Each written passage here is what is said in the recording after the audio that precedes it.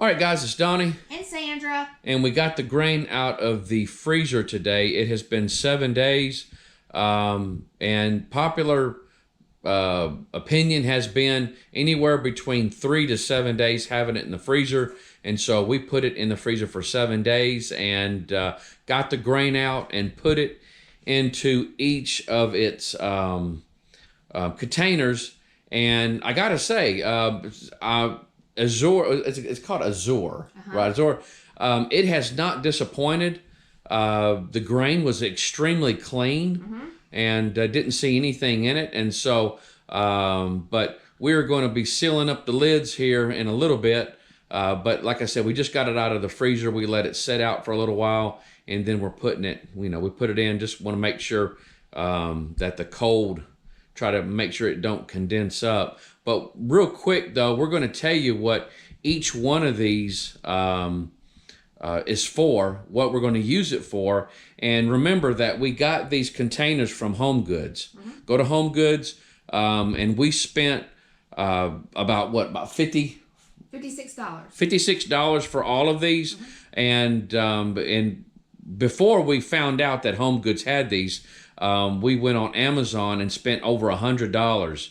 And so again, you'll save about half, and depending on how many that you get. And so, but Home Goods does have these nice mason jars, and they hold exactly 5 pounds. And so we poured an entire 5-pound bag in there. And so, but at any rate, and depending on the type of grain, like this white corn, it didn't quite fill it all the way up, but it's just a different type of material there. But the 5-pound buckets, we're thinking that 5-gallon buckets. It's a 25-pound bag, and so I'm thinking once we filled up the 5-pound jar, I think we could fit a 50-pound bag in there. Yeah, once I had everything in there, it seemed like it came up to about here. Adding another 5 pounds to it, and so it did not go all the way up to the top. And so you could probably put another 10 pounds in here. If you was to put 25 pounds in here, you could probably get another 10 pounds in here. And so, because it's probably going to settle. But as far as the rings here, the lids, those we got on Amazon, they're $17, right, for 2 of them. A whole lot cheaper than supposedly Azure. Yeah. I can't remember. Do you remember right offhand what they cost? They're called gamma lids. Gamma lids, and they are more expensive if you go through Azure. And so just remember, gamma lids. And so ours, it's saying it's a gamma 2. And so it's for the 5-gallon buckets. And what you do is you put this on with a rubber mallet. Use a rubber mallet. You do have to use some force. You got to give it some force. They will pop on. Once they pop on, these screw on very easily, and it gives it a good seal. And but what we did is we put the moisture packets inside of here. We put a couple moisture packets on the bottom, and then about midways we put a moisture packet, and then on top we just kind of shoved them down in it. And you're going to put some bay leaves, or have you already put the bay leaves? Sandra put some bay leaves inside of each one. And so this one right here is the soft white, and this one is the hard white. Now, I've had to pull the bag out of the freezer at least one time because she's been using the hard white for some bread already. And so, but it looks like we may have to order more of this one. This one you'll be using more, right? I'll probably be using that about 80-90% of the time. Okay, we'll probably order maybe 50 pounds next time. And so, but anyway, real quick, guys, we're going to, just for your knowledge, this is what we're using this grain for. And so, first of all, let's start from the back, the rye. The rye. What are you going to use this for? We're going to make rye bread or pumpernickel bread with it. Rye bread or pumpernickel. Okay. All right, and the next one here, let's just go like back and forth. The oat groats, of course, that's my oatmeal. And so I believe in a month I will have this gone, no problem at all. It is absolutely fantastic. And you guys, if you don't remember it, just go back and to the very first video that we did, and we actually flake. We flake this. We put this in a flaker, not a miller. It's a flaker, and basically what it does, it just mashes the groats up. It just mashes them flat. Kind of chops them a little bit. Yeah, chops them up a little bit, just a little bit. But at any rate, that's what this is here. I'm gonna put these two together. Sorry, should have done this a while ago. Okay, so these are our ancient grains. You got kamut and spelt. Those we're gonna mix with the hard white, and we'll make bread out of those. Okay. But you don't. These have lower protein than the hard white, so you don't want to do like. You can do 100% of this. They say this is harder to work with. The dough gets really soft. It doesn't build up a whole lot of gluten. So this is an ancient grain. An ancient grain. Yeah, this is actually an Egyptian grain that went almost extinct, and some farmers in Montana.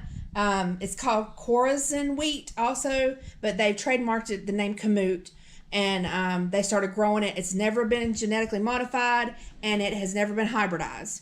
So this they say has a nutty flavor, and it's very yellow when you mill it. Okay. Spelt they say has a sweeter flavor. I'm very anxious and curious to try the spelt. All right. Then we've got white corn. White corn, what are you using this for? Grits. Grits. Mm-hmm. We're going to make our own grits, guys. Yep. White corn, all right? Yellow corn. Yellow corn, we're going to make cornbread. Cornbread. Yep. And then, and then we've got the hard white, which is what I'm going to use most of the time. It's for bread.